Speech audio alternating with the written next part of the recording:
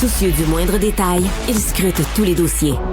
Pour lui, l'actualité n'a aucun secret. Alexandre Dubé. Aux États-Unis, la Chambre des représentants a finalement approuvé, après de longues tergiversations, une aide financière de près de 100 milliards de dollars. Je voudrais que la part du lion va à l'Ukraine, mais Israël et Taïwan récolteront aussi plusieurs milliards. On en parle avec Stéphane Bureau. Bonjour Stéphane. Bonjour, bon début de semaine Alexandre. Alors, qu'est-ce qui a fait en sorte qu'au cours de la fin de semaine, ça a finalement débloqué? Qu'est-ce qui a fait en sorte que ça a débloqué? D'autant que depuis plusieurs semaines, sinon plusieurs mois, les républicains et leur patron à la Chambre des représentants, Mike Johnson, disaient ne pas être du tout convaincus de la nécessité, surtout sur l'Ukraine, d'envoyer davantage d'argent.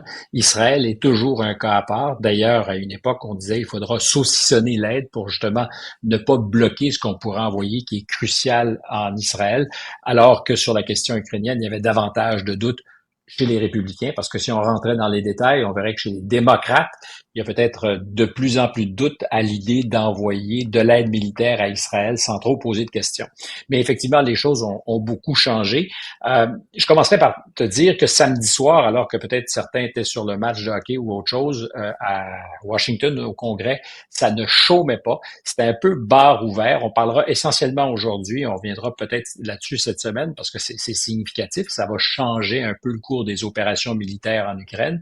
Ça risque d'avoir un impact, en tout cas on le souhaite, parce que c'est 61 milliards qui se destinent à l'Ukraine. Ça serait le fun que sur le terrain, ça puisse avoir un impact. Mais c'était beaucoup d'autres choses aussi qui ont été adoptées. Par exemple, la Chambre des représentants a à nouveau décidé de voter sur TikTok et sur la nécessité qu'aura TikTok d'être cédé à des intérêts américains, sans quoi il n'aurait plus le droit d'opérer aux États-Unis. Encore faut-il que le Sénat vote là-dessus, mais c'était un des éléments. En matière, disons, de sécurité et de défense, un gros samedi soir, par exemple, le renouvellement de ce qui, en anglais, a un acronyme FISA, le Foreign Intelligence Surveillance Act, qui permet aux services de renseignement américains, tu me diras pourquoi ça nous intéresse ou ça devrait nous intéresser, parce qu'en général, ce qui se passe chez les Américains peut aussi arriver chez nous. Donc, depuis longtemps déjà, en vertu de ces FISA, les autorités américaines du renseignement peuvent espionner les communications d'Américains qui sont soupçonnés d'être en lien avec des puissances étrangères ou des agents travaillant pour des puissances étrangères.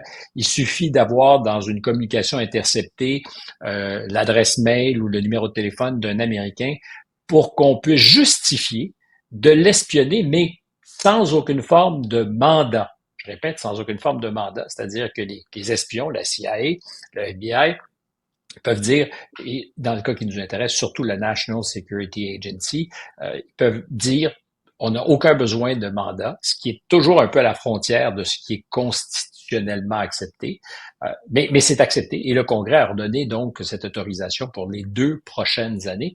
Mais on a surtout ajouté à l'autorité qui est donnée en ce moment aux agences de renseignement, parce que à ce jour, ce que ça signifiait, c'est qu'ils pouvaient se rendre auprès des grandes entreprises de communication, téléphoniques, réseaux sociaux, et leur dire, écoutez, on a quelqu'un dans le collimateur et on aimerait accéder à ces communications, et vous n'avez pas le droit d'informer la personne que nous sommes en train de l'espionner. Aujourd'hui, ce qu'on dit, c'est que toute personne qui a accès à ce qui permet de transmettre l'information, donc, suis-moi bien, un électricien qui, sur une base régulière, a accès au réseau à quelque part dans une entreprise, au câble, pourrait, si pour une raison ou une autre la compagnie de téléphone ne voulait pas obtempérer, cet électricien, cette personne, pourrait voir un jour les agents du renseignement cogner à sa porte et lui dire « Écoute, on a besoin de toi, il faut que tu nous aides à aller espionner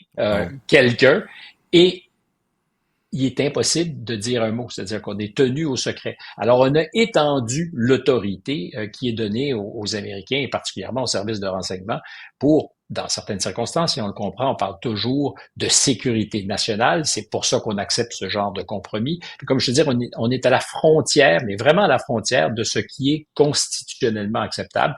C'est fait depuis de nombreuses années, on sait qu'il y a eu des abus par moment, et il y avait plusieurs représentants qui disaient un instant, il faut qu'on commence à brider les agences de renseignement. Or, samedi, dans le cadre de cette espèce de bar ouvert où on a adopté toutes sortes de choses, on s'est aussi intéressé à l'autorité qui est donnée aux services de renseignement pour espionner, quand il le faut, dira-t-on, les citoyens américains. Donc, aussi des votes très importants pour donner plus d'argent à l'Ukraine, 61 milliards de dollars. C'est dans un contexte où on dit souvent que Washington est polarisé, c'est quand même 311 congressmen, démocrates et républicains, qui ensemble ont accepté de voter pour débloquer l'argent qui ira à l'Ukraine, 26 milliards de dollars pour Israël et 8 pour Taïwan, qui n'est pas encore un théâtre d'opérations militaires, mais où on redoute que la Chine, un jour, bientôt peut-être, pourrait intervenir. Et c'est un message qu'on veut envoyer aux Chinois en disant nous sommes prêts à reconnaître qu'il y a là un danger potentiel et nous allons fournir à Taïwan de façon préventive les outils, les moyens, et quand on dit les outils, les moyens, on parle d'armes pour l'essentiel, qui leur permettront de se défendre si le pire devait arriver. Alors tu disais, qu'est-ce qui s'est passé? Mike Johnson, qui est donc le patron de la majorité républicaine à la Chambre des représentants, un allié aussi de M. Trump et qui on estimait donc, parce qu'il est allié de M. Trump, allait continuer à refuser de libérer de l'argent pour l'Ukraine, s'est rallié. Et pour lui, le moment de vérité, c'est d'avoir été exposé par les services justement de renseignement américains, exposé à de l'information qui lui donne à penser que sans ces milliards supplémentaires, l'Ukraine serait au bord de l'effondrement. Alors, c'est très intéressant parce que si c'est le cas, comment expliquer que tout ce qu'on a envoyé d'argent dans le passé n'ait pas fait une plus grande différence? Un très bon point. Et est-ce que là, les 61 milliards, est-ce qu'ils vont réellement changer quelque chose? À un moment donné, il y a plusieurs Américains qui en doutent, hein, d'ailleurs, Stéphane. C'est pas une mesure qui fait l'unanimité auprès des Américains, loin de là. C'est absolument pas une mesure qui fait l'unanimité auprès des Américains. C'est d'ailleurs là que c'est surprenant parce que chez les républicains particulièrement, et ça devrait être le fonds de commerce de M. Johnson. Alors c'est vrai qu'il y a une division au sein du Parti républicain. Il y a la version MAGA, la version de M. Trump, et une version plus traditionnelle et qui est en général interventionniste, favorable aux guerres à l'étranger chez les républicains. Mais c'est une partie de l'élite républicaine qui est un peu battue en brèche par un mouvement plus isolationniste. Alors, la seule véritable question, effectivement, c'est cet argent, 61 milliards de dollars, c'est de l'argent frais mis à la disposition de l'Ukraine, peut-il faire la différence dans le conflit, dans un contexte où on est prêt à dépenser, mais nulle part, personne ne dit ce que sont les objectifs. Est-ce que c'est de stopper les Russes? Est-ce que c'est de gagner la guerre? Est-ce que c'est d'aller plus loin et de faire en sorte qu'on puisse repousser les Russes jusqu'à leurs frontières? Personne s'est commis là-dessus. Ça, c'est le plus surprenant. Et compte tenu de ce que l'histoire récente nous enseigne, c'est que les résultats vont être difficiles à obtenir. En Afghanistan, on a investi des sommes colossales pour finalement partir la queue entre les jambes. Le Washington Post, et un de ses meilleurs journalistes, a documenté ça en allant simplement demander les documents officiels du Pentagone, documents qui étaient inaccessibles jusqu'à ce qu'après avoir utilisé tous les recours, il s'est rendu, en vertu de ce que serait chez nous la Commission d'accès à l'information, s'est rendu jusqu'à ce qu'on appelle les Afghanistan Papers, comme il y avait eu des Pentagon Papers à l'époque de la guerre du Vietnam, qui documentent de l'interne. C'est le Pentagone qui fait cet exercice-là. En fait, c'est un rapporteur spécial. Les problèmes de corruption, d'argent dépensé à hauteur de milliards de dollars sans que ça ait aucun impact en Afghanistan sur la création d'une société civile ou sur les gains militaires qu'allaient faire les Américains. Au total, c'est de l'argent qui a été dépensé, mais pour l'essentiel en vain. Est-ce que l'Ukraine sera différent? Est-ce que c'est un cas de figure qui va se présenter autrement? On peut se poser la question. À ce jour, c'est 113 milliards qui ont été votés pour l'Ukraine, de l'aide militaire, de l'aide évidemment civile aussi. Et c'est clair que sans cette aide, les Ukrainiens n'auraient pas livré la bataille qu'ils ont réussi à livrer jusqu'à maintenant. Mais est-ce qu'on peut voir à l'horizon quelque chose qui fera la différence? Monsieur Obama, à répétition, s'est fait dire par l'armée américaine, justement en Afghanistan, si on en fait un peu plus, si on investit un petit peu plus, si on envoie davantage de soldats, ça va finir par faire la différence. On a eu le même discours en Irak.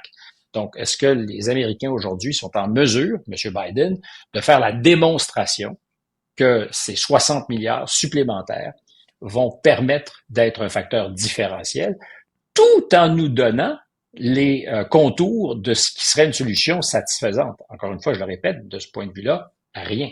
Ouais. Politiquement, est-ce que Johnson peut survivre à cette espèce de 180 degrés-là chez les républicains, compte tenu aussi de toute l'influence du mouvement MAGA au sein du parti? C'est une vraie question. Il y a 112 républicains qui, sur la question de l'aide à l'Ukraine, ont voté contre leur leader. 112. Marjorie Greene Taylor, qui est probablement une de ses ennemis politiques les plus féroces au sein du parti, a déjà demandé sa tête. Et aujourd'hui, les conditions pour obtenir un vote, pour destituer le patron de la majorité, sont archi simples. Alors, est-ce que cette semaine, des républicains vont dire on va jusqu'au bout, on demande un vote? La question ensuite, derrière ça, c'est que les démocrates vont le protéger. Parce que si 20 ou 30 républicains qui décident de voter contre lui, compte tenu que c'est une toute petite majorité chez les républicains, il est cuit. Mais s'il y a autant de démocrates qui l'appuient, ben, il va être sauvé. C'est donc dire que l'avenir du leader de la majorité républicaine est entre les mains des démocrates. Alors, c'est un peu comme le NPD avec le Parti libéral à Ottawa. Si les démocrates ont l'impression qu'il y a encore des batailles à gagner avec lui, comme ils en ont gagné une, parce que c'était les démocrates qui faisaient pression pour obtenir plus d'argent en Ukraine, plus d'argent pour Israël, s'ils estiment qu'il y a encore des batailles à gagner, pourquoi pas l'appuyer? Donc, on se retrouvait dans une position où ses adversaires politiques vont lui permettre de rester à la tête des républicains, ou s'ils estiment que pour les prochains mois jusqu'aux élections, il n'y a pas tant de batailles importantes, ben, tu ne fais rien, tu laisses les républicains s'entre-déchirer entre eux et tu crées le chaos au sein de la majorité républicaine en disant aux élections en octobre, en novembre prochain, regardez ce qui se passe avec les républicains, incapables de discipline. Peut-être qu'il serait temps que vous redonniez le contrôle de la Chambre aux démocrates qui, eux, savent être disciplinés. Ça n'a pas toujours été le cas, mais ça serait certainement politiquement astucieux. Pendant ce temps-là, celui qui va être candidat républicain à la prochaine élection va avoir une grosse semaine au Palais de justice à New York. C'est le début officiellement là, du procès de Donald Trump dans l'affaire Stormy Daniels. Depuis notre dernière discussion, le jury a été sélectionné et ça s'ouvre donc officiellement aujourd'hui.